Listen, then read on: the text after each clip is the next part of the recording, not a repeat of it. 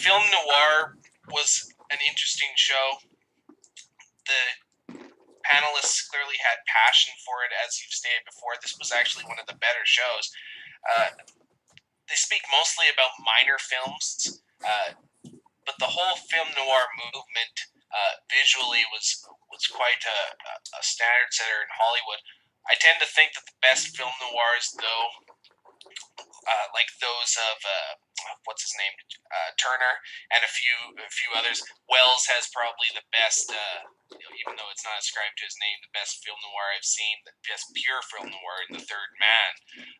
But speak a little bit of that. What is your experience with film noir? Do you have a comprehensive view of it like these fellows do, or was it something that you more tangential? Another great film noir that's not exactly a film noir is The Bad Sleep Well by Akira Kurosawa, but that one is so off kilter from film noir that it's not exactly a Well, a good film comparison. noir, Bad Sleep Well wouldn't be film noir because he doesn't film in a film noir style. It has negative characters, but visually, the cinematic aspect, film noir is more about how something is filmed and the kinds of characters.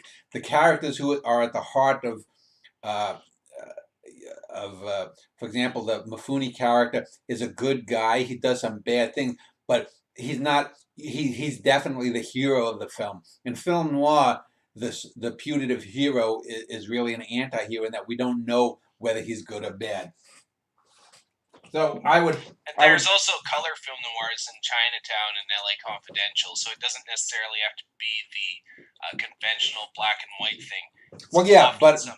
but it's the use of shadow and it's the way black and white is used. Just because a film is black and white and has gangsters in it, you know, the early Cagney films, most of the gangster films, the Warner Brother films of the '30s, were not film noir. They weren't filming it in that kind of a style. I assume that Caravaggio's look, in a way, is film noirish. Just the mix of shadow with the other characters, and they're usually gray characters too. The Mifune character in The Bad Sleep Well is film noirish in the sense that, and I wouldn't agree that he's a good guy. I mean, he's in many ways as evil as the people that he's trying to usurp, but he they're all despicable, just like in L.A. Confidential, where the Guy Pearce character, who you think is in some ways moral, it turns out to be just as bad as any of them. Uh, they talk about mostly the minor films too. This is again another show, and I would agree that this was a better show than say the Melville one in some ways, just because it's of a lower subject.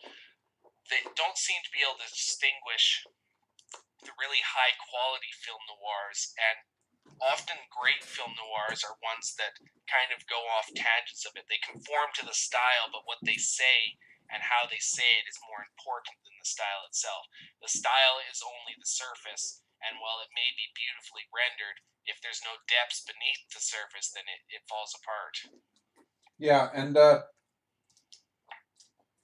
that's everyone seems to have their hobby horse, their things that they harp on. And these people, you know, they like film noir. It was something important to them for one reason or another.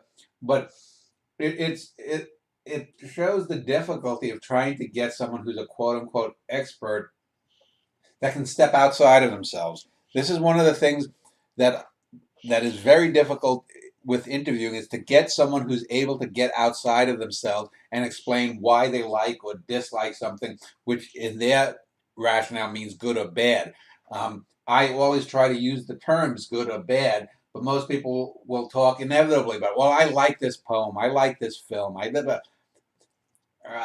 you know, I've beaten that to death.